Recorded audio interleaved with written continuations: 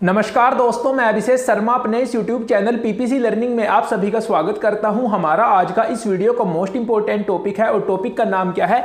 आंग्ल मैसूर युद्ध। चलिए शुरू करते हैं। ये एक बहुत छोटी सी वीडियो है। आप सभी से रिक्वेस्ट है कि प्लीज इस वीडियो को कंप्लीट देखिए ताकि आप इस टॉपिक को बहुत अच्छे से समझ सके। और इस वीडियो में हम सिर्फ आंग्ल मैसूर युद्ध के बारे ही नहीं पढ़ेंगे बल्कि कुछ मैसूर राज्य के बारे में भी जानेंगे कि जो इंपॉर्टेंट क्वेश्चन मैसूर राज्य से रिलेटेड आपसे पूछे जा सकते हैं। चलिए शुरू करते हैं। देखिए, आप सभी जानते हैं कि 1526 में क्या होता है? मुगल वंश की स्थापना होती है।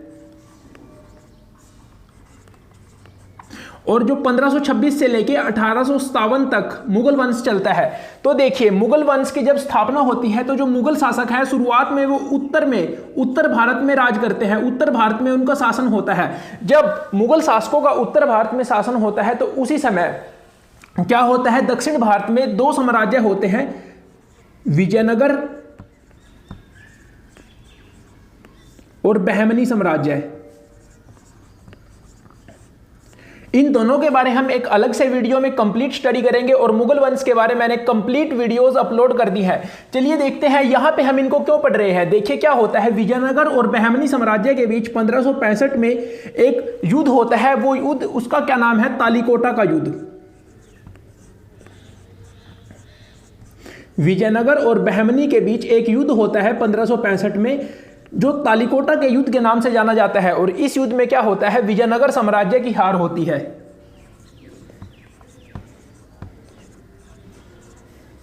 विजयनगर की पराजय होती है। और फिर क्या होता है?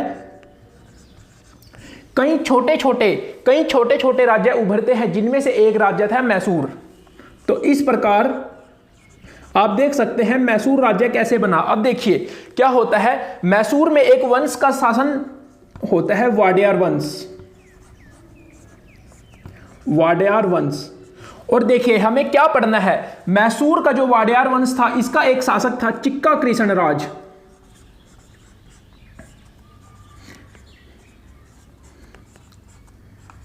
इसके दो सेनापति थे, यानी ये दो सेनापति के माध्यम से शासन करता था। और उनके क्या क्या नाम थे? उनके नाम थे नंदराज और देवराज। तो देखिए अभी तक हमने क्या पढ़ा? विजयनगर और बहमनी के बीच 1565 में तालीकोटा का युद्ध होता है, जिसमें विजयनगर की पराजय होती है। और उसके बाद कई राज्य उभरते हैं, जिनमें से मैसूर एक राज्य था। इसमें वाडियार वंश का शासन आता है, जिसका एक प्रमुख शासक चिक्का कृष्ण राज हुआ। इसके दो सेनापति थे जिनके माध्यम से यह शासन करता था। वो दो सेनापति के नाम आपको याद रखने हैं, नंदराज और देवराज। अब देखिए, जो आंग्ल मैसूर युद्ध है, इनसे रिलेटेड दो शासक हैं, हैदर अली, जिसके बारे आपने बहुत बार सुना होगा, और टीपू सुल्तान। तो अब देखिए क्या होता है, जो नंदराज था इसकी सेना में एक सिपाही भर्ती होता है जिसका नाम है हैदर अली। यानी हैदर अली नंदराज की सेना में एक सिपाही के तौर पे भर्ती होता है और धीरे धीरे अपनी शक्ति बढ़ाता जाता है। और एक समय ऐसा आता है 1760 में वो नंदराज की हत्या कर देता है। जो हैदर अली था वो नंदराज की सेना में भर्ती हुआ था और नंदराज की हत्या कर देता है 1760 में। और 1761 में हैदर अली शासक बनता है मैसूर का। तो इसलिए हमने ये थोड़ा जाना ताकि हम देख सके कि हैदर अली कौन था और किस प्रकार वह शासक बना। हैदर अली 1761 में मैसूर का शासक बनता है। अब देखिए क्या होता है, अब हम पढ़ेंगे आंग्ल मैसूर युद्ध, यानी अंग्रेजों की सेना और मैसूर की सेना के बीच आंग्ल मैसूर युद्ध हुए, जो चार प्रमुख युद्ध हैं। आंग्ल मैसूर युद्ध कितने हैं? चार हैं। हमें इन सभी के बारे पढ़ना है। हम बिल्कुल सिंपल तरीके से इन चारों युद्धों के बारे पढ़ेंगे और इनको याद करने की कोशिश करेंगे कि किस प्रकार हम इनको याद कर सकते हैं। अब देखिए, हैदर अली 1761 में शासक बनता है। और क्या होता है, प्रथम आंग्ल मैसूर युद्ध कब होता है? 1767 और 1769 के बीच। 1767 से लेकर 1769 तक प्रथम आंग्ल मैसूर युद्ध होता है, यानी अंग्रेजों और मैसूर के बीच युद्ध होता है। तो इस युद्ध की क्या विशेषता है, आपको क्या याद रखना है? देखिए, आंग्ल मैसूर युद्ध 1767 से 1769 के बीच होता है। तो इस युद्ध में क्या होता है, सबसे पहले अंग्रेज, देखिए ये जो युद्ध था ये था अंग्रेजों और हैदर अली के बीच।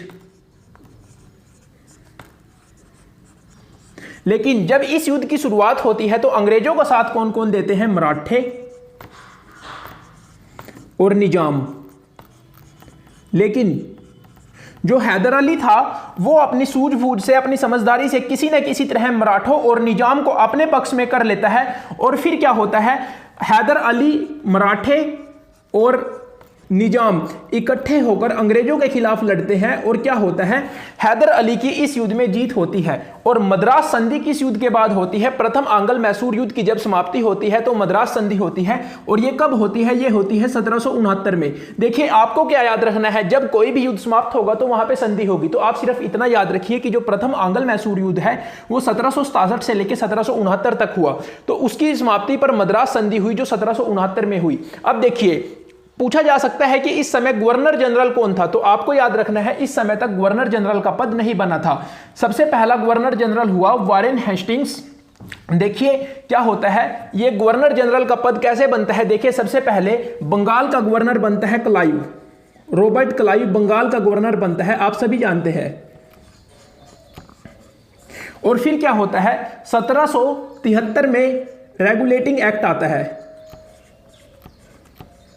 Regulating act. इस एक्ट के तहत क्या होता है कि जो बंगाल के गवर्नर का पद है उसको गवर्नर जनरल के पद के रूप में बदल दिया जाता है। और जब ये एक्ट आता है उस समय बंगाल का गवर्नर कौन था, वारेन हेस्टिंग्स था। तो ऐसा कौन सा गवर्नर जनरल, पहला गवर्नर जनरल यानी कौन था, पहला गवर्नर जनरल बना बंगाल का वारेन हेस्टिंग्स। तो आपको याद रखना है कि जब प्रथम आंग्ल मैसूर युद्ध हुआ उस समय कोई भी गवर्नर जनरल नहीं था। वारेन हेस्टिंग्स 1774 में गवर्नर जनरल बनता है। तो गवर्नर जनरल कब बनता है, वारेन हेस्टिंग्स ये बनता है 1774 में। तो अब देखिए क्या होता है, जो प्रथम युद्ध है आंग्ल मैसूर युद्ध, इसमें हैदर अली की जीत होती है। और हैदर अली का साथ कौन कौन देते हैं, निजाम और मराठे हैदर अली का साथ देते हैं और वो इकट्ठे लड़कर अंग्रेजों को हरा देते हैं। और मद्रास संधि होती है प्रथम आंग्ल मैसूर युद्ध के बाद। ये एक बहुत अपमानजनक संधि थी अंग्रेजों के लिए। देखिए फिर द्वितीय आंग्ल मैसूर युद्ध होता है 1780 से लेकर 1784 तक। ये मोस्ट इंपोर्टेंट है, आपको याद रखना है। और इस युद्ध में क्या होता है, इस युद्ध में जो सबसे इंपोर्टेंट है वो क्या है, इस युद्ध में हैदर अली की मृत्यु हो जाती है। हैदर अली की मृत्यु कब होती है, हैदर अली की मृत्यु द्वितीय आंग्ल मैसूर युद्ध में हैदर अली की मृत्यु हो जाती है